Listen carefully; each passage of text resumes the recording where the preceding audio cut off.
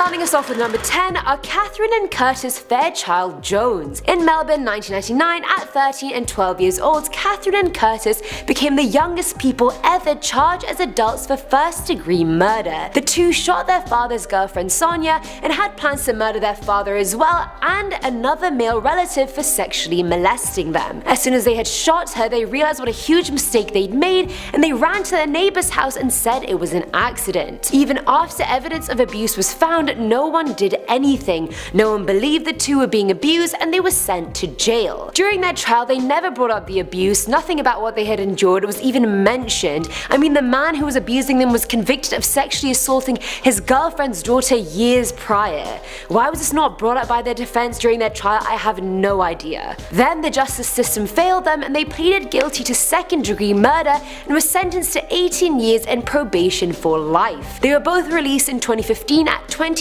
and 30 years old. That's basically your whole prime part of life all spent in jail. Coming in at number 9 is Atif, Rafi and Sebastian Burns. Funnily enough, I knew about this case beforehand because there's a very good Netflix docu-series about different crimes and it's called The Confession Tapes, and this was that first case it actually explored. Highly recommend. But anyway, in Bellevue back in 1994, Atif and his best friend Sebastian came back to Atif's family's house for the holidays. All was well until the boys came back from a long night out to discover Atif's parents and sister brutally murdered and his house a complete mess. After their murder, Atif inherited basically everything his parents had, buying a new car, living a new lifestyle, and seemingly not mourning the loss of his family at all. Police in both the US and Canada suspected the two boys of killing his family in order to get their money. They slandered them in the news like there was no tomorrow, branded them as murderers, and then using the Mr. Big technique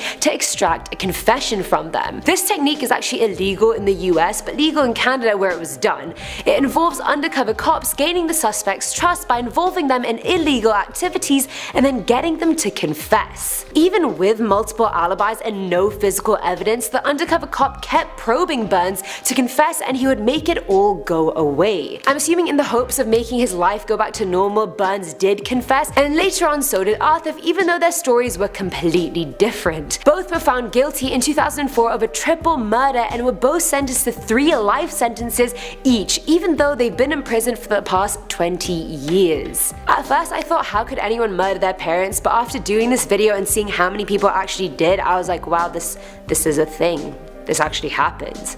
At number 8 is Joshua Smith. Now in February of 2012, 14-year-old Joshua broke into his stepfather Chico's room and stole his shotgun. Right after that, he started shooting things around the house, and Chico and his daughter were able to escape his rampage by breaking a window and climbing through. Joshua's mother, Tamiko Robinson, was sleeping on the sofa when he shot her around 12 to 14 times at close range. And why did he do this, you may be wondering? Because his mother was being a mother. That's right, Joshua started hanging out with the wrong crowd and wanted to join a gang, do drugs, pop pills. He started coming home at ridiculous hours, so Tamiko gave him a curfew and told him to stop hanging out with these people, and that's what triggered him. He pled guilty to second-degree murder and will be in jail for anywhere from 30 to 50 years. Filling our number 7 slot now is Evan Miller. Now Evan's life was hard enough. By the time he turned 14 in 2003, he'd been in and out of foster care due to his stepfather continuously beating him and his mother abusing drugs and alcohol. One day he was hanging out with his friends and his neighbor Cannon, who also happened to be one of his mum's drug dealers. After spending most of the night drinking and smoking weed, Evan and his friends attempted to rob Cannon after beating him. Evan beat him with a baseball bat and then set his trailer on fire, and he later died from his injuries and smoke inhalation. When brought to trial, his friend was offered life with a chance of parole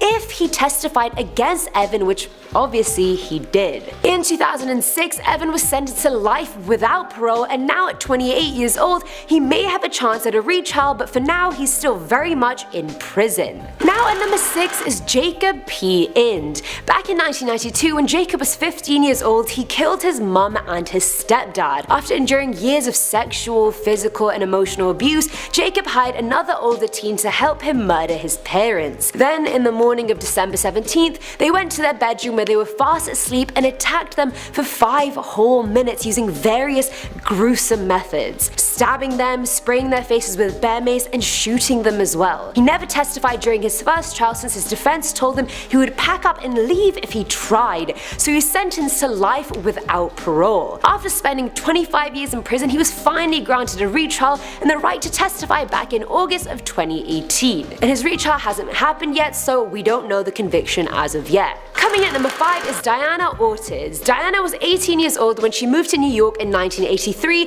to flee an abusive relationship, and that's where she eventually met her new boyfriend who was double her age. The man introduced her to drugs like heroin, LSD, and cocaine and convinced that the only way to sustain both their habits was to stage a robbery. Note, not a murder, just a robbery. The plan was sorted. She would pose as a prostitute in a parking lot, wait for someone to approach her, and then her boyfriend and some friends would rob him. However, on the actual day, the victim that pulled up to her started fighting with the men and a brawl ensued and he was eventually shot. While they all ran off in separate directions, what they had no clue about was that the customer was actually an off-duty police officer and he actually died a few days later. Diana turned herself in and was convicted of felony murder and was sentenced to 17 years to life. And after 22.5 years in prison, she finally went on parole. Imagine 22.5 years in prison. I'm only 21 right now and I feel like I lived a long life. That's my life and then some, all in prison. I can't even imagine that. At number 4 is Quantel Lots.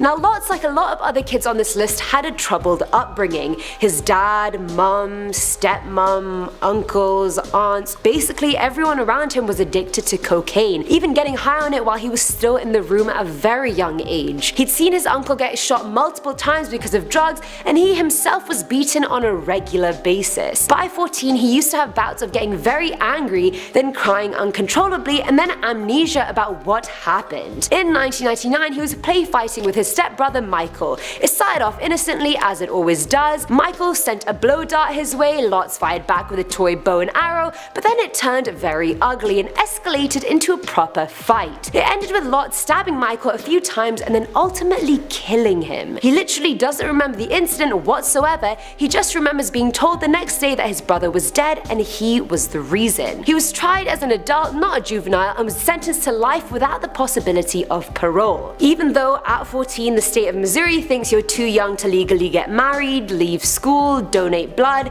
get a tattoo without parental approval, yet you're old enough to be tried as an adult and then put away in jail forever. Filling in on number 3 slot is John Kasas. Back in 2009, John was 16 at the time when he put up an ad on Craigslist offering sexual services in exchange for money, and the very popular ABC reporter George Webber replied to his ad. When they finally met up for this kinky hookup, if we can call it that, John claimed that George pulled a knife on him and as self-defense he stabbed George 50 times. Mind you, George was bound and being choked when this happens, so I don't know how he could have even pulled a knife out to begin with. And if it was really self-defense, why 50 times? Surely someone's dead after maybe a few, or at least injured enough for you to escape the situation. During his hearings and his confession tapes, you can see him literally wink and smile throughout. At 18 years old, John was found guilty and was sentenced to 25 years to life, and at 28 years old, he's still in prison today. Now at number 2 is Ashley Jones. Ashley was a problem child raised by problematic parents.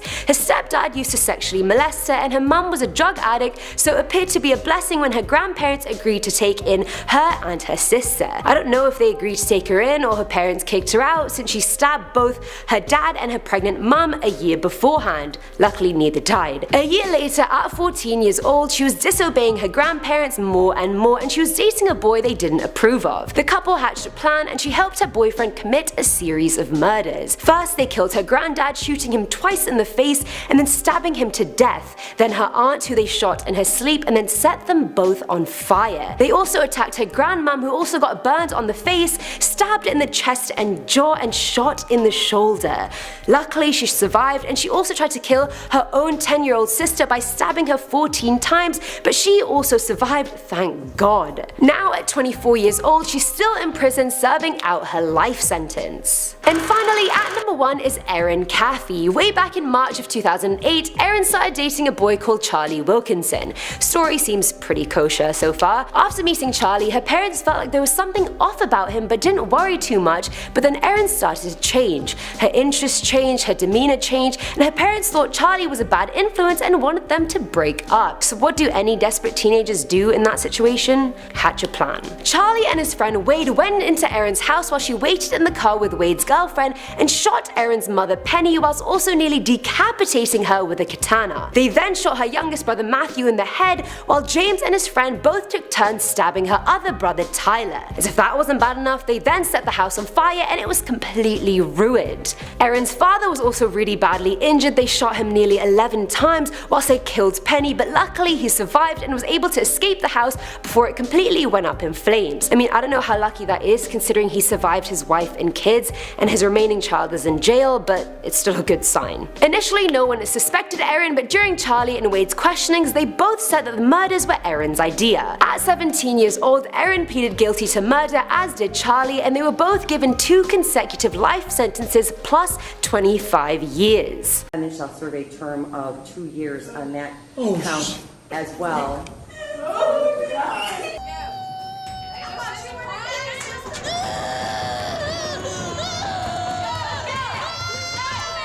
I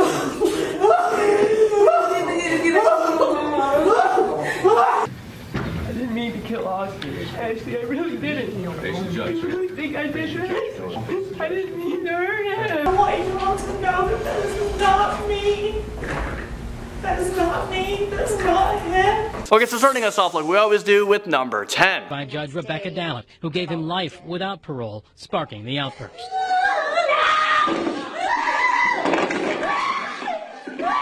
So that was 19-year-old Sandel Jackson, who appeared in front of a Milwaukee County Circuit judge who was sentencing him. Sandel was charged with first-degree intentional homicide and attempted robbery in the shooting death of a 21-year-old. Sandel pleaded guilty to the felony murder charges. He was given a life sentence, but was hoping for a chance at parole at some point of his sentencing, but the judge denied it, and that's when Sandel started to freak out.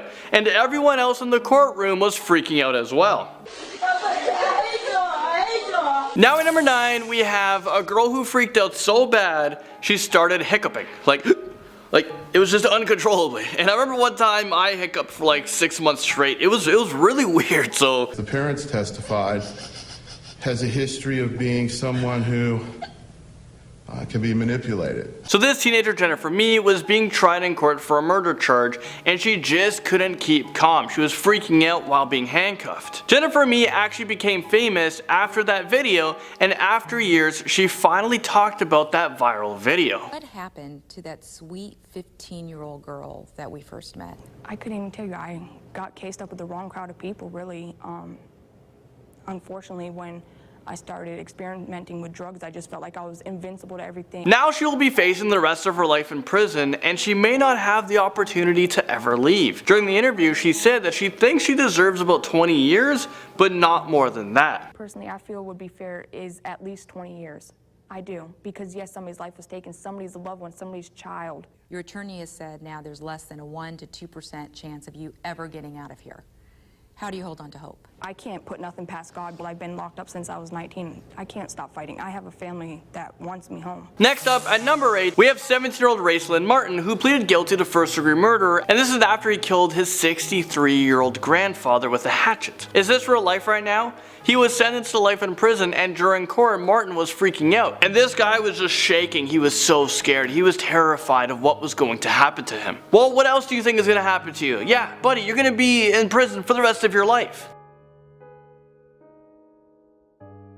Okay, let's watch that again, but I'll slow it down a bit for you guys. It must be a very difficult case because both of his parents testified against him. And appeared to be listening intently to testimony, occasionally nervously looking down. Tonight we heard testimony from both parents. Moving into number 7, we have the youngest on our list, 13-year-old Keyshawn Man, who became the youngest person who committed murder in Kent County. Keyshawn killed his mom's boyfriend. So after Keyshawn's mom actually tried defending her 13-year-old son, the victim's family were outraged and chaos pursued in the courtroom. That angered relatives of the victim, Jermel Stokes, leading to a scuffle.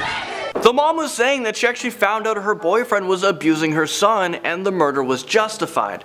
I don't think that any murder can be justified, and also the mom was fighting for her son to not be tried as an adult. This is a crazy situation because you have this young kid who is abused, and now because of poor decisions, he's going to prison for the rest of his life. This is a child. Yes, he may have committed an adult crime. The judge was about to sentence her son, Keyshawn Man, for second-degree murder. But obviously, after it all comes out, he was treated in ways that I had no clue of. So we can't say that, oh, he was never mistreated. Moving into number 6. Court physically shaking throughout the hearing. Then the sentence was read. So therefore, it's the sentence of this court, Mr. Rose, that you be sentenced to serve a minimum of 10 years to a maximum of 15 years in prison. So that was Stacey Rose Jr., who just couldn't believe his sentencing. Rose Jr. was caught up in a fight when 49-year-old Briscoe came outside to break up the fight. He was a father of one of the teenagers. He's also a father of 5 and a grandfather to 3 grandchildren.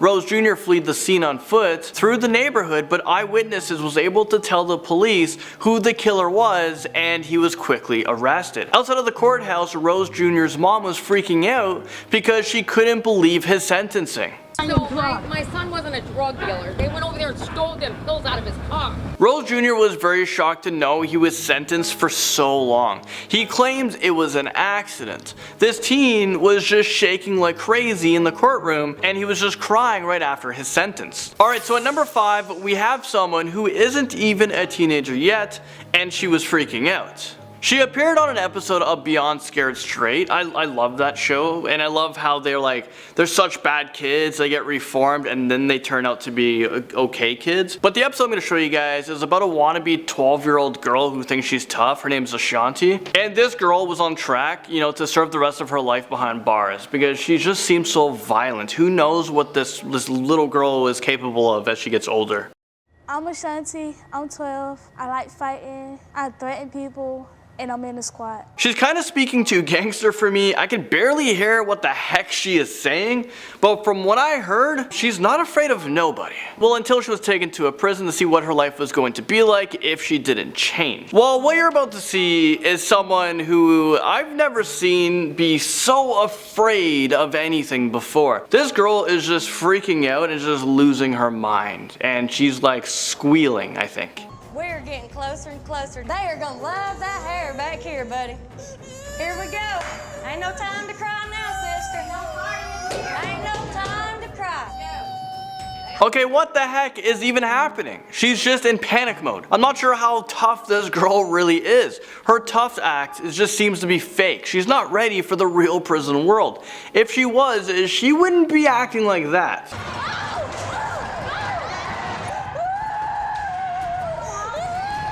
Number 4, we have teenager Roxanna Silvorsky, who was emotionally freaking out in court while she was being sentenced. Silvorsky pleaded guilty to plotting to kill her family. Is this real life right now? Imagine being her family member and you just found out that this teenager, your daughter, your sister, she was plotting on murdering you. Well, luckily she was brought in by the police before anything bad happened, and now she is serving a very long time in a woman's correctional facility. Number 3, I actually just wanted to show you guys quickly a different perspective, the opposite of someone freaking out in court, and he seemed to have zero emotions while he was being sentenced. I mean, watch this. It is hereby ordered that you be committed to the Department of Youth Services until the age of 21, and furthermore committed to the Massachusetts Correctional Institution at Cedar Junction. This kid was just sentenced to over 40 years in prison, and he didn't even flinch. He was just 14 years old when he stabbed his teacher to death. I mean, I don't know, is he freaking out inside? Number 2. That's an extreme recklessness, and that's intent. That's maliciousness. That's a definition. So that was 17-year-old Jacob Morgan from Rock Hill, South Carolina. He found himself in court after he was charged with arson and murder connected with his 14-year-old brother's death. Prosecutors claimed that Morgan maliciously and intentionally started a fire. Morgan was so shocked when he was sentenced. So therefore I am going to find that there is probable cause to charge the individual with the found over 4 His his life just flashed before his eyes, he didn't think that he would get such a long sentence. He was charged for manslaughter, so he received 10 years for that, and another 15 years for arson, which to me it kind of doesn't make sense because, well, let's think about it for a sec. 10 years for killing someone, 15 years for setting a house on fire. I mean, I don't know. Finally, number 1.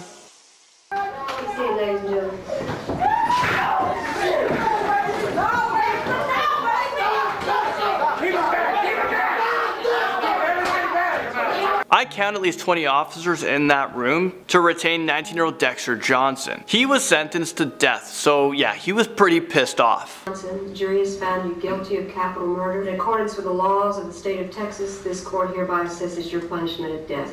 Ladies and gentlemen of the jury, this is going to complete your jury service. I'm going to meet you in the jury room. So Johnson sat down and he kind of let it sit in for a few seconds when he was sentenced, and just a few minutes went by when he realized that there's nothing else to lose. This guy just loses his cool and he just freaks out into a rage. I'm not sure if you guys noticed, but the woman in front just booked into the floor as if there was like a gunman in the room. She was just super scared. It seemed to come out of nowhere, and luckily there were so many police officers around, because you never know what else Johnson would be capable of doing. I mean, he's already capable of murder, so what's one more murder to his rap sheet? Therefore,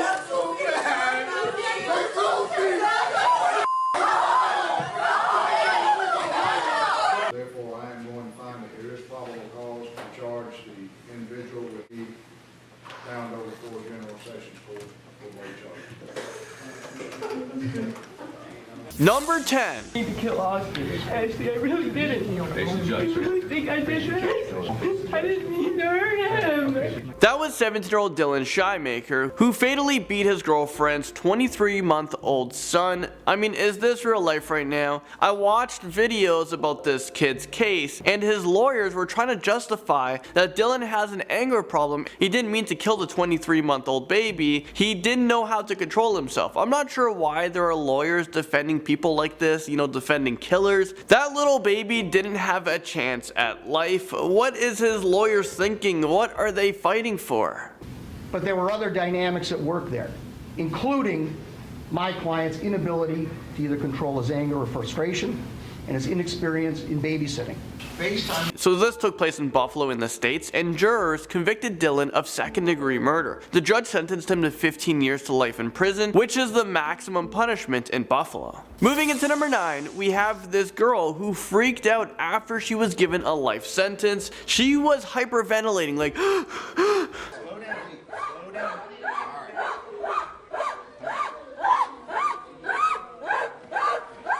So just before the panic attacks were happening, this girl fell to the ground and she started yelling in the courtroom.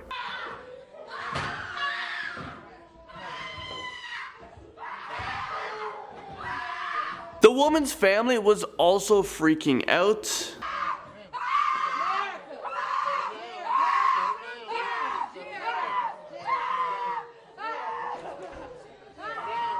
Alright, number 8. I gotta wake up every day with that. So, just ask. Actually, I don't ask. I'm just sorry. I know it's hard to understand what this kid is saying, but he's begging for forgiveness. It's a hard video to watch. I know people make mistakes, but killing someone isn't something that society can forgive, or can they? John, is there anything you want to say before sentencing? Well, that was 17-year-old John Freeman, who was saying sorry to the victim's family after he strangled a 5-year-old girl to death. I mean, in that moment, was he really sorry? This also took place near Buffalo, and he was given 25 years to life, and this is for a second-degree murder in which John Freeman pleaded guilty to. So when John turns 42 years old, a judge will determine whether or not John is a danger to himself or to society, and if he's going to be released. Hopefully, if he is released, he's a changed person. There are also many people who have served a number of years to life who just don't get released from prison because they're just always deemed as a danger to society. So although you get like 15 years to life, you can serve like 50 years. Alright, moving into number 7, we have this.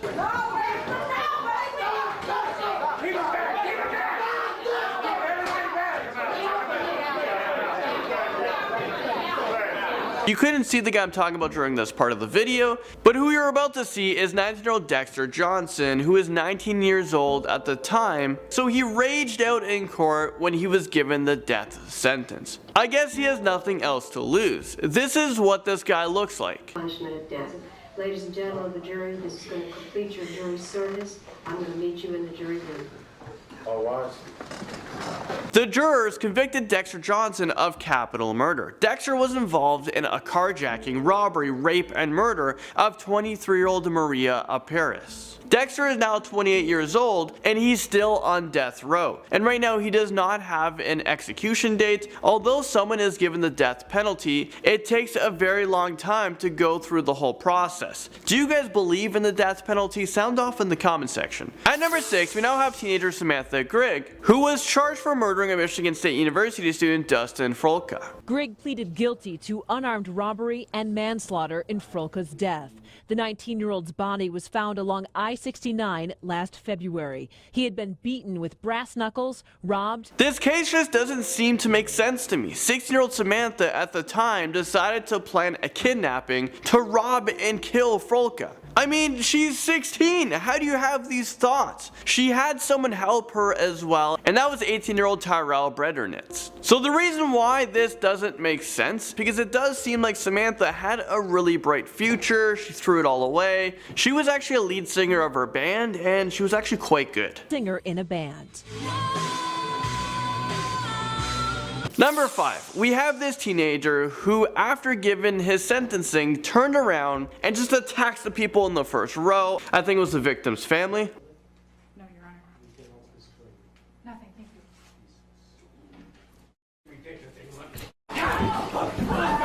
you. Yeah, luckily the police was right there to get on top of the situation, to handle the situation before anyone got hurt. All right, number 4.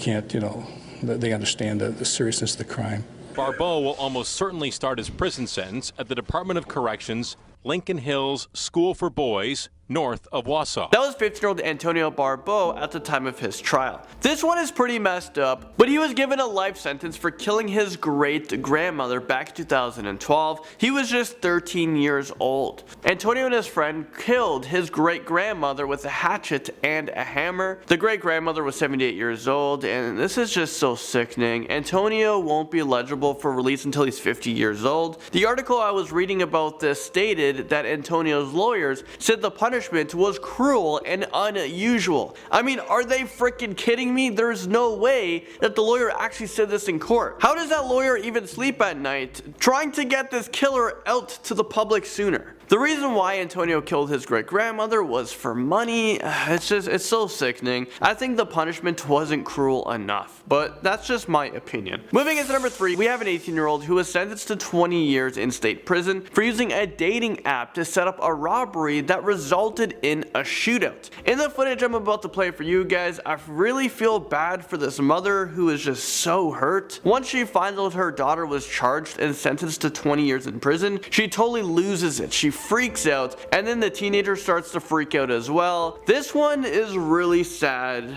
Watch. 20 years in state prison.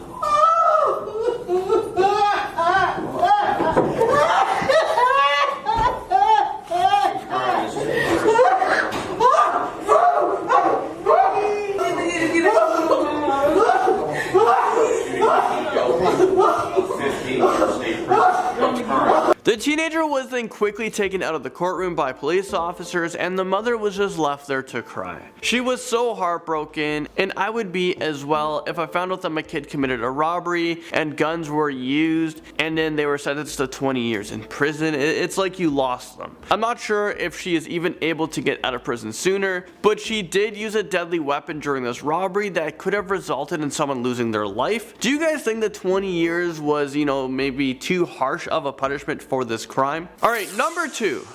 Satan pulled the trigger that killed your son, now masturbates to memory. All of you. Sentencing Lane to life in prison, Judge David Fury said he lacked remorse and had feigned mental illness. So this guy might look familiar to you guys, and to be honest with you, I don't care if this guy gets left in prison and forgotten about for the rest of his life. So who you just saw was TJ Lane, the teenager who was in front of a judge for sentencing for a school shooting in Ohio back in 2012. TJ was 17 years old when he shot and killed 3 students and injured another 3. Although TJ was a minor at the time of the attack during the sentencing, he was tried as an adult and he was given 3 life sentences in prison without parole. Well, just a few years after the attack, TJ, he was actually able to escape prison. This was just 8 days before his birthday, and he escaped from Allen Correctional Institution in Ohio along with 2 other inmates. He was able to escape using a makeshift ladder. They used it to scale down a fence during recreation hours. One of the men was quickly recaptured, but TJ and another man who was serving a 12-year sentence for aggravated robbery and burglary and kidnapping remained at large. Police conducted a nationwide search and told nearby residents to lock their doors. Eventually, both men were captured, and TJ was then put into a small cell for 23 hours a day, and he stayed there until he awaited for his transfer to a maximum security prison. A prison where hopefully you can't make a makeshift ladder and escape again. And finally, at number 1, we have this scary freakout from a California teenager who was begging to not go to prison.